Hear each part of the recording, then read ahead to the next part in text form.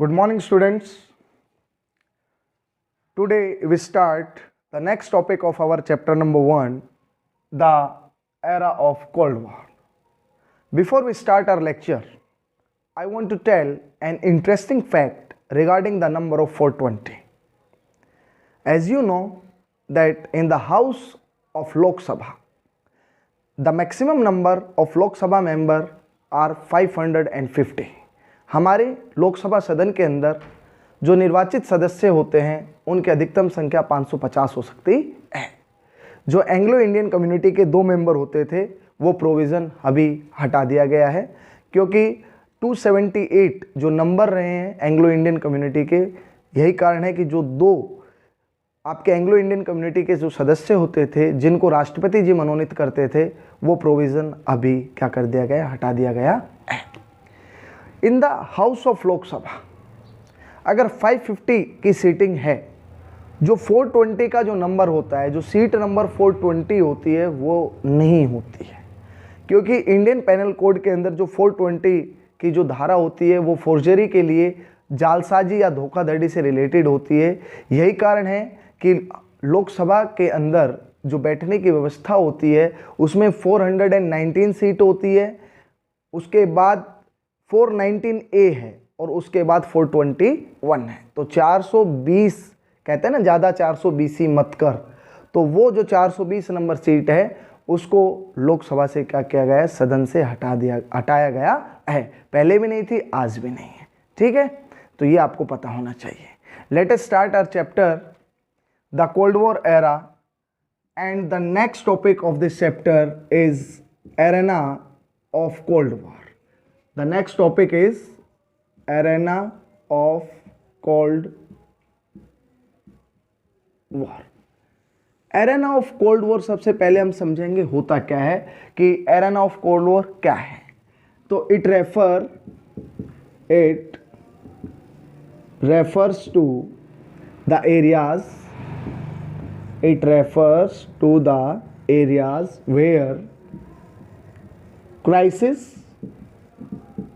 where crisis and war occurred or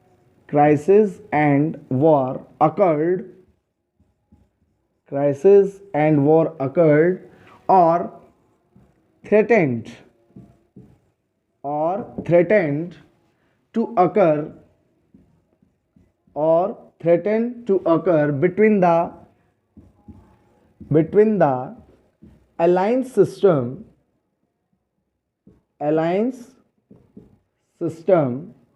but did not cross certain limits. It is the definition of the arena of Cold War. If the question will come in your examination, then you will define that the question is, what do you mean by arena of Cold War? So you will write down in your answer sheet, it refers to the areas where crisis and war occurred or threatened to occur between the alliance system but did not cross certain limits. That is the definition of arena of Cold War. Arena of Cold War से तात्पर्य उन areas में है जहाँ पर दोनों महाशक्तियाँ या जो उनके गठबंधन थे वो एक दूसरे के आमने सामने थे, लेकिन वो जो सर्टेन लिमिट्स थे उनको क्रॉस नहीं कर पाए। अर्थात छोटे जो शूटिंग वॉर हुए थे वो जरूर हुए थे, लेकिन जो एक न्यूक्लियर वॉर था या थर्ड वर्ल्ड वॉर की जो स्टार्टिंग थी वो नहीं हो पाई। That is the meaning of arena of cold war. Now next topic related to the arena of Cold War, that how many times and on which places that the both superpower and the alliances were faced each other.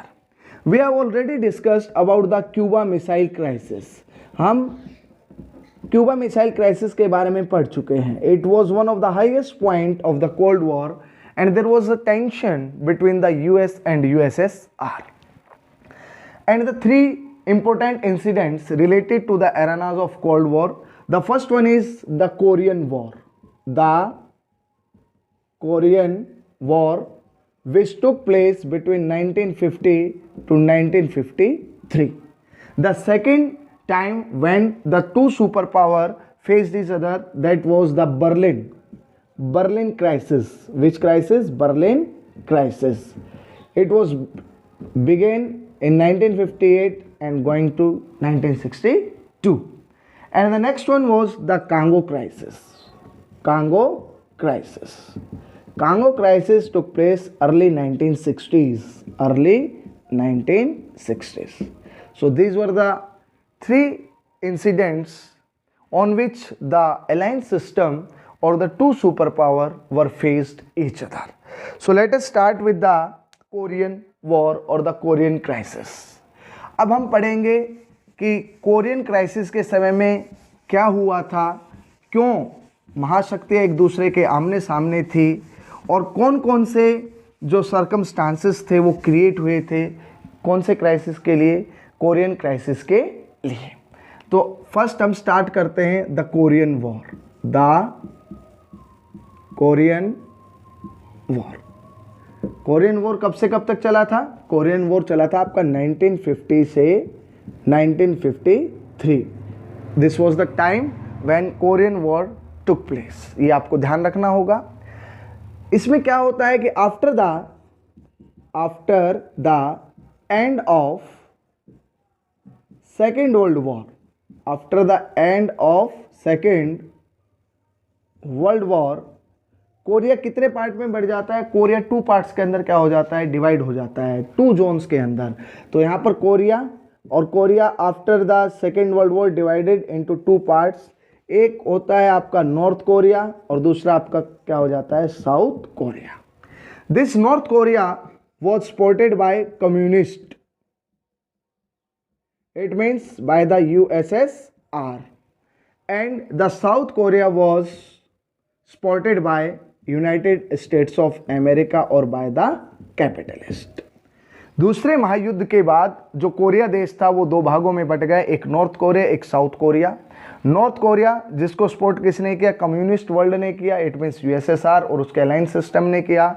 South Korea जिसको किसने support किया? US या capitalist world ने किया। Okay, जून 1950 ये date आपको क्या करनी है? याद करनी है। नॉर्थ कोरिया किसके ऊपर हमला कर देता है? North Korea invaded over south Korea. North Korea किसके ऊपर हमला कर देता है? साउथ कोरिया के ऊपर क्या कर देता है? हमला कर देता है। The United Nations declared North Korea an invader and under the UN banner armies the several countries, especially those of United States of America, provided help to the South Korea. अब साउथ कोरिया को support कौन कर रहा था? United states of America. और south Korea को United Nations और जो उसकी आर्मीज थी जो स्पेशली सपोर्टेड बाय USA थी। अब एक मिशन होता है कि इसको तो क्या मान लिया गया? इन्वेडर मान लिया गया। और अब इसको क्या करने के लिए, आज़ाद कराने के लिए UN ने भी क्या दे दी थी? अपनी परमिशन दे दी थी।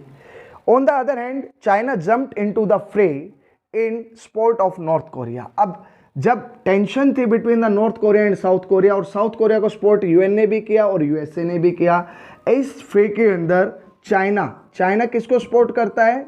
चाइना नॉर्थ कोरिया को सपोर्ट करता है। और आपको पता है कि चाइना एक कम्युनिस्ट नेशन है which was the supporter of United Soviet socialist Republic before 1972, क्योंकि 1972 के अंदर चाइना ने फर्स्ट टाइम क्या किया था? बायलैटरल एग्रीमेंट साइन किया था with United states of America. तो चाइना इस तनाव के अंदर शामिल हो जाता है and this was the tension between the two alliance system between the capitalist world and the communist world. Okay, so in a way the war turned into a struggle between the two power blocks, and with the signing of the ceasefire in July 1953, July 1953 cease fire के ऊपर क्या हो जाता है? Agreement हो जाता है, sign हो जाता है। और इस तरीके से जो आपका कोरियन क्राइसिस है वो क्या होता है? ख़त्म होता है। लेकिन कोल्ड वॉर फिर भी आपका क्या रहता है? शुरू रहता है। It means it was going on and the Korean war came to an end. एक बार मैं फिर आपको रिवाइज करा देता हूं। देखिए, कोरियन वॉर जो था वो कब से कब तक चला था? 1950 से 1953। इससे पहले हम एरानाज ऑफ कोल्ड वॉर के अंदर क्यूबा मिसाइल क्राइसिस के बारे में ऑलरेडी हम डिस्कस कर चुके हैं प्यारे बच्चों। अब हम जो बात कर रहे हैं वो कोरियन वॉर के बारे में कर रहे हैं। After the end of second world war the Korea was divided into two parts, north Korea and south Korea. North Korea was supported by communist world and south Korea was supported by capitalist world. Okay, in June 1950 actually North Korea invaded our South Korea and South Korea was supported by United Nations and United States of America। China भी इस tension के अंदर क्या आ जाता है, शामिल हो जाता है और वो क्या करता है, कम्युनिस्ट वर्ल्ड की तरफ से किसको, नॉर्थ कोरिया को सपोर्ट करता है। एंड फाइनली जो आपका जुलाई 1953 के अंदर सीज फायर जो होता है वो साइन होता है और उसके बाद जो आपका ये एक कोरियन क्राइसिस था वो उसका क्या होता है, एक एंड हो जाता है। लेकिन फिर भी आपका जो सेकेंड वर्ल्ड वॉर है वो क्या होता है, वो चलता रहता है। नेक्स्ट जो टॉपिक अब हम डिस्कस करेंगे वो है आपका द वियतनाम वॉर। अभी हमने कोरियन वॉर के बारे में पढ़ा, हम एक से दो जो इम्पोर्टेंट इंसिडेंट हुए थे हम उनके बारे में क्या कर रहे हैं, अभी डिस्कशन कर रहे हैं। तो सेकंड आपका है the Vietnam war, the Vietnam war. Actually, like the Korea, Vietnam was also divided into two parts, North Vietnam and South Vietnam. North Vietnam was supported by the socialist world and the South Vietnam was supported by the capitalist world.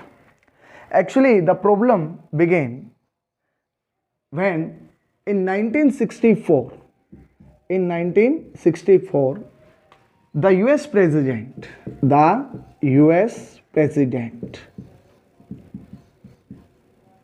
Johnson, US president उस समय कौन थे, Johnson, decided to effectively intervene in the Vietnam war. ये एक important incident था during the cold war कि जब 1964 के अंदर यूएस के प्रेसिडेंट थे जॉनसन, उन्होंने डिसाइड किया कि वियतनाम वॉर के अंदर हम क्या करेंगे, इंटरवेन करेंगे। Then the American air forces waged an undeclared war against the North Vietnam. और ये जो हमला था एयरफोर्स का जो यूएसए ने किया था, इसको क्रिटिसाइज किया यूनाइटेड सोवियत सोशलिस्ट रिपब्लिक ने, और उसको क्रिटिसाइज करते हुए यूएसएसआर ने मॉडर्न वेपन्स प्रोवाइड कराए। जो एक लीडर थे हो चिन मिन, उनकी लीडरशिप के अंडर में ये जो वॉर था between the two parts of Vietnam, ये लड़ा गया। तो Russia started providing modern weapons to the army fighting under the leadership of Ho Chi Minh, and the Vietnam War finally ended in 1975. It was the time when your Vietnam War came to an end. Vietnam war कब खत्म हुआ, 1975। और इसका result क्या हुआ कि जो north Vietnam था और साउथ वियतनाम था, इन दोनों का क्या हो गया, यूनिफिकेशन हो गया। और फाइनली जो वियतनाम बना उसने कौन से मॉडल को अपना लिया, सोशलिस्ट मॉडल को अपना लिया। एनसीईआरटी में इतना ज़्यादा नहीं दे रखा है। एनसीईआरटी में जब एरेनाज ऑफ कोल्ड वॉर की बात करते हैं तो केवल कांगो क्राइसिस है, केवल वियतनाम वॉर है, केवल उनके क्या दे रखे हैं, नेम्स दे रखे हैं और उनका ड्यूरेशन दे रखा है। ये थोड़ा सा मैंने आपको क्लैरिटी के लिए बताया है कि आपको अच्छे से क्या आ जाए, समझ में आ जाए, इसलिए मैंने आपको दो इंपॉर्टेंट इंसिडेंट, एक हम ऑलरेडी कर चुके हैं जिसको हम किस नाम से जानते हैं, 1962 का किस नाम से जानते हैं, क्यूबा मिसाइल क्राइसिस के नाम से जानते हैं। तो ये हम क्या कर चुके हैं, ये तीनों इंपॉर्टेंट इंसिडेंट हम डिस्कस कर चुके हैं। During the Korean crisis, who played the historical role mediating between the two Koreas? Pandit Jawaharlal Nehru, who was one of the key player of non-aligned movement. Another, the Congo crisis was mediating by the UN Secretary General Dag Hammarskjöld. जो डैग हैमरशोल्ड थे उन्होंने क्या किया था, mediate किया था Congo crisis के अंदर। अब नेक्स्ट जो आपका टॉपिक आता है इस चैप्टर का, वो आता है कि जो कोल्ड वॉर था वो कोल्ड वॉर क्यों बना रहा, वो हॉट वॉर के अंदर कन्वर्ट क्यों नहीं हुआ, क्या रीजंस थे, क्या ऐसे कारण थे कि जो कोल्ड वॉर था वो कोल्ड वॉर बना रहा। तो नेक्स्ट जो आपका टॉपिक है, why the cold war, why the cold war did not convert into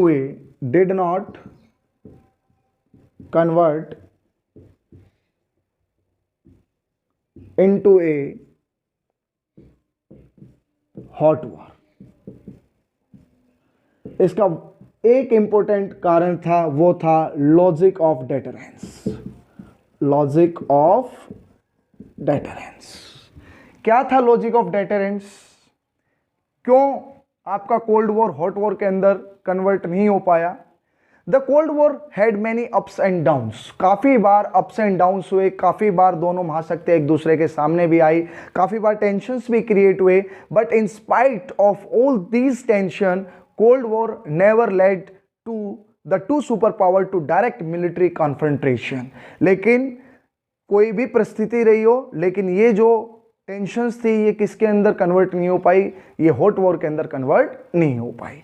ever since the Cuba missile crisis, both the superpower avoided open confrontation. Both sides realized that there are no winner in a nuclear war. क्योंकि दोनों महाशक्तियों को ये पता था कि अगर परमाणु युद्ध होता है तो क्या नहीं होगा, कोई भी उनमें से विजय नहीं होगा।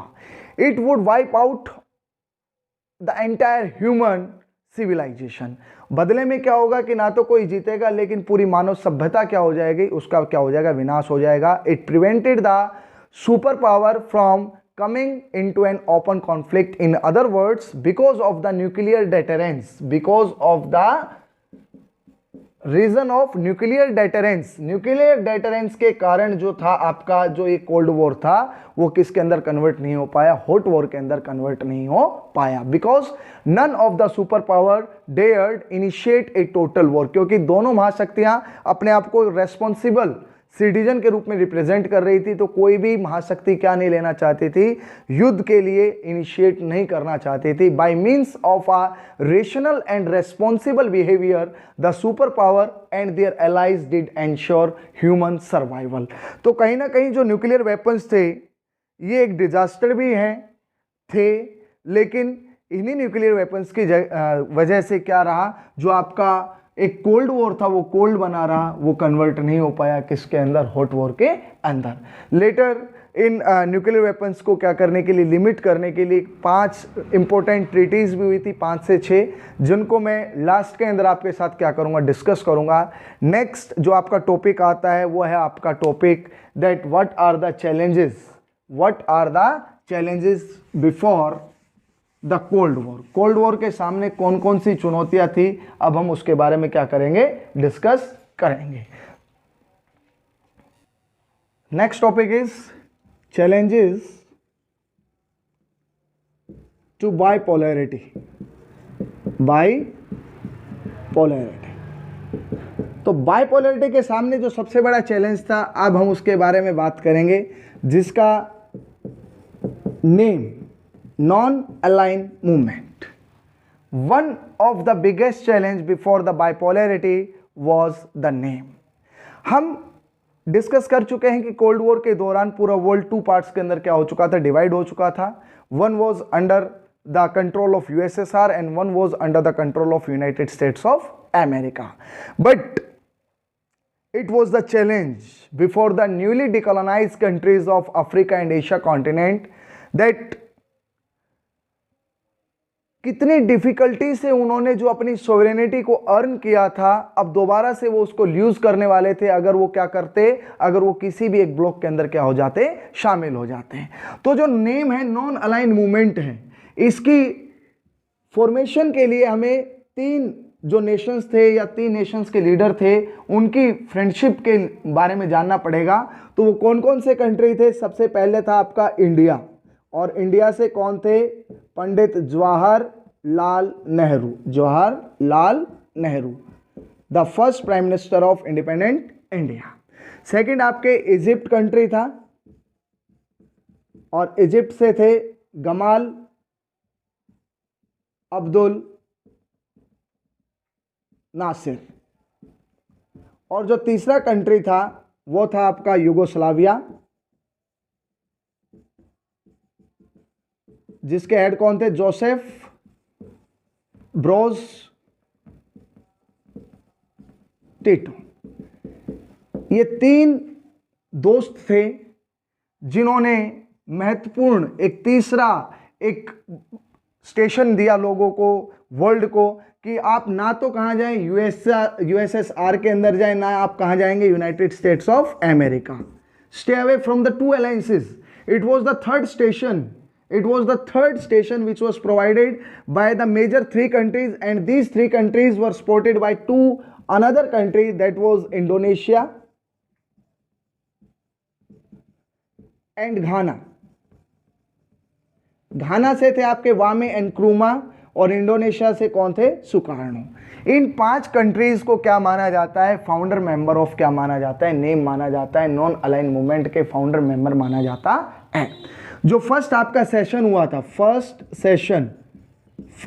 सेशन ऑफ नेम, वो कब हुआ था? वो 1961 में हुआ था। कहां हुआ था? बेलग्रेड के अंदर हुआ था, बेलग्रेड। और इसके अंदर कितने मेंबर कंट्रीज ने भाग लिया था? 25 मेंबर कंट्रीज ने इसके अंदर क्या लिया था? भाग लिया था। तो ये एक इंपॉर्टेंट स्टेप था, ये 5 कंट्रीज ने मिलकर लिया। और नेम सिंपल, कोई नेगेटिविटी नहीं थी। नेम एक पॉजिटिव कॉन्सेप्ट था जिसके द्वारा ये बोला गया कि डू नॉट ज्वाइन इधर यूएसए और USSR, remain independent and become the part of non align movement. ना तो हमें यूएसएसआर में शामिल होना है, ना हमें यूनाइटेड स्टेट्स ऑफ अमेरिका के अंदर शामिल होना है। हमें क्या रहना है? Stay away from the to alliances. हमें दोनों महाशक्तियों के गुटों से क्या रहना है? आजाद रहना है।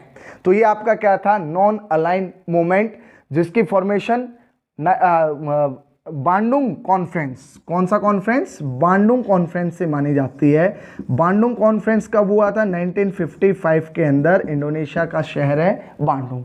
तो ये आपका चैलेंजेस टू बाइपोलैरिटी के अंदर सबसे पहले हमने क्या पढ़ा? नेम के बारे में पढ़ा। किसके बारे में पढ़ा? Name.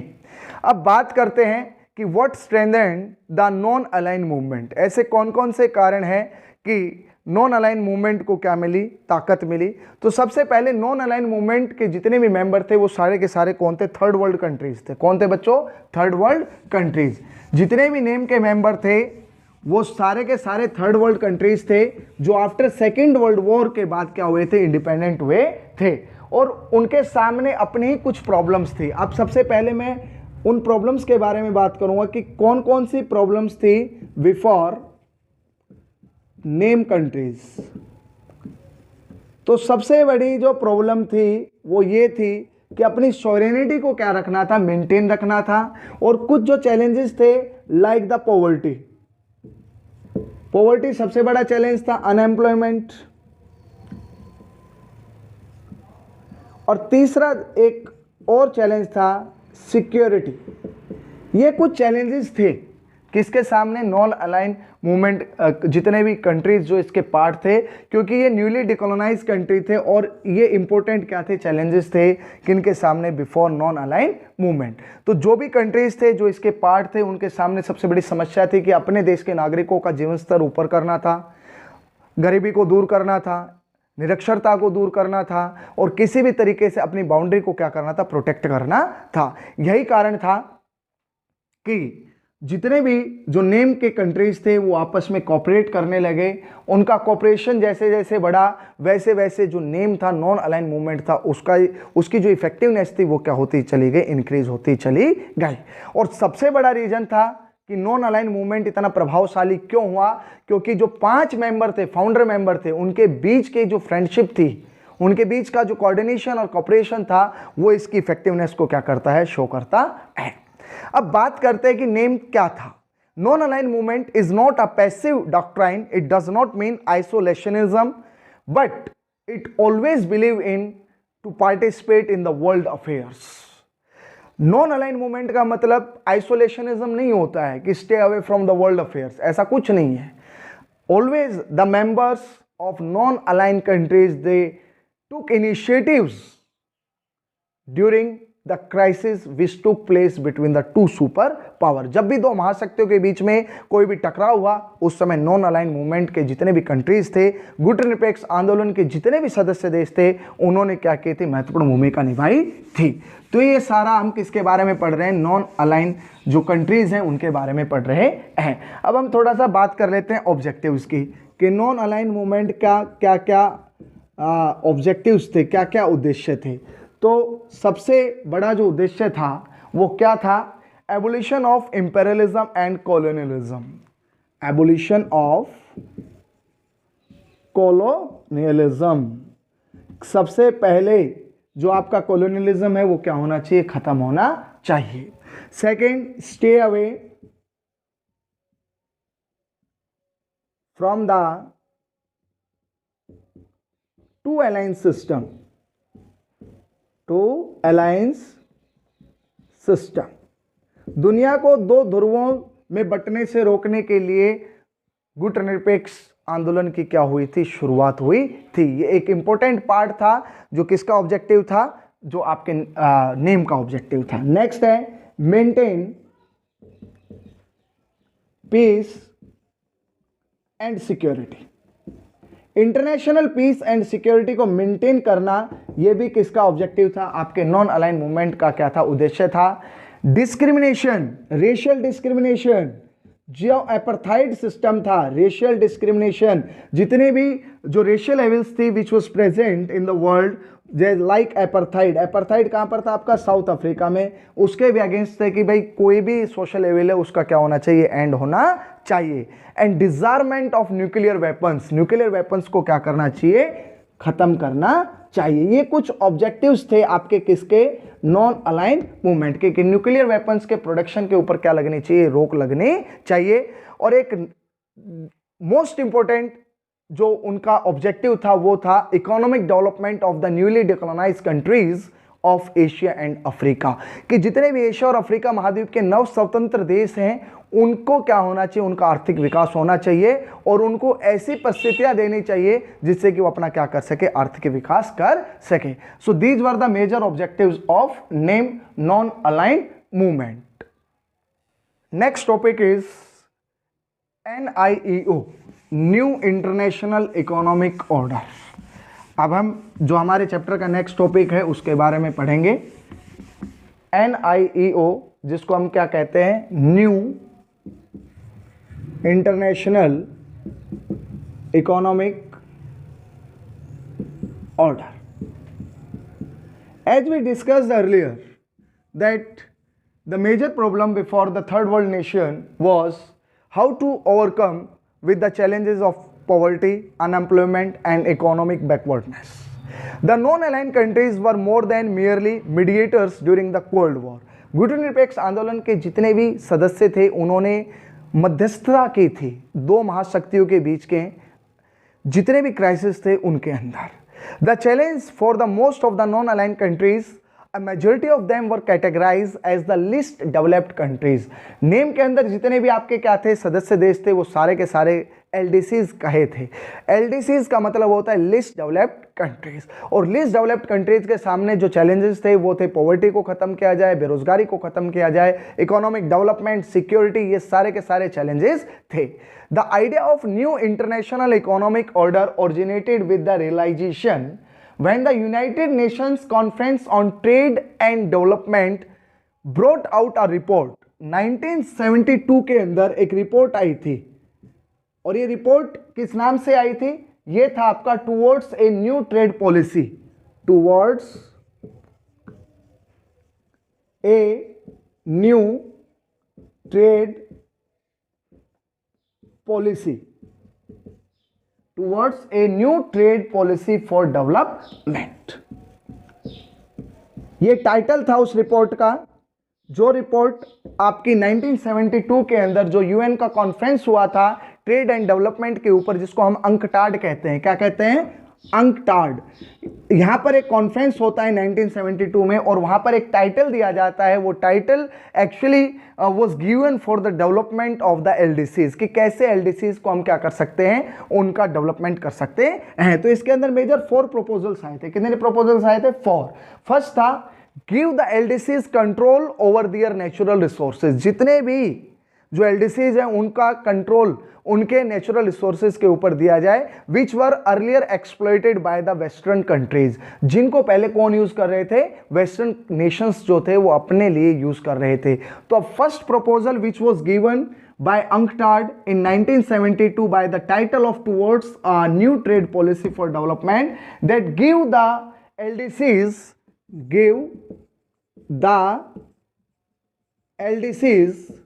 control over their natural resources which were earlier exploited by Western countries. This was the first proposal for the development of LDCs. The second, that obtain access to Western market so that the LDCs could sell their products and therefore make trade more beneficial for the poorer countries. Second proposal was given in 1972, that access to the Western market. LDCs को अधिकार होने चाहिए कि वो western market के अंदर अपने products को क्या कर सके, सेल कर सके और ट्रेड को और ज्यादा बेनिफिशियल बनाया जा सके। किनके लिए? LDCs के लिए। The third proposal, that reduce the cost of technology from the western markets, या वेस्टर्न कंट्रीज से जो भी टेक्नोलॉजी आ रही है उसके कॉस्ट को क्या करना चाहिए? रिड्यूस करना चाहिए, कम करना चाहिए। and provide the LDCs with a greater role in the international institution like the World Trade Organization, like the World Bank, like the International Monetary Fund. अंतर्राष्ट्रीय संस्थाओं के अंदर LDCs की जो रोल है, जो भूमिका है, उसको क्या करना चाहिए? बढ़ाना चाहिए। It is one of the important question. ये देखिए 1972 के अंदर मैं एक बार फिर से आपको रिवाइज कर देता हूं कि 1972 के अंदर अंकटाड के द्वारा एक टाइटल दिया गया, towards a new trade policy for development, specially for which countries? Specially for the development of least developed nation. और उसके अंदर 4 प्रपोजल्स थे। फर्स्ट प्रपोजल क्या था? Give the LDCs control over their natural resources which were earlier exploited by the western nation. Second क्या था? Obtain access to the western markets. LDCs को एक अधिकार होना चाहिए कि वो वेस्टर्न मार्केट के बाजारों तक पहुंचे और अपना क्या कर सके? प्रोडक्ट वहां पर सेल कर सके। थर्ड, उनको क्या था कि reduce the cost of technology, reduce the cost of technology from which nation? From the western nation. और फोर्थ था give greater role to LDCs in the international institution like the World Bank, like the World Trade Organization and the IMF, International Monetary Fund. These were the 4 proposals which were given by UNCTAD in 1972 for the betterment of the least developed nations. Dear students, today we discussed 3 topics of our chapter number 1, the era of Cold War. We discussed about the non-aligned movement, the objectives. We discussed about the new international economic order, etc. पूरी video को ध्यान से देखना है और अगर video अच्छी लगे तो वीडियो को लाइक और चैनल को क्या करना है? सब्सक्राइब। जय हिंद, जय भारत।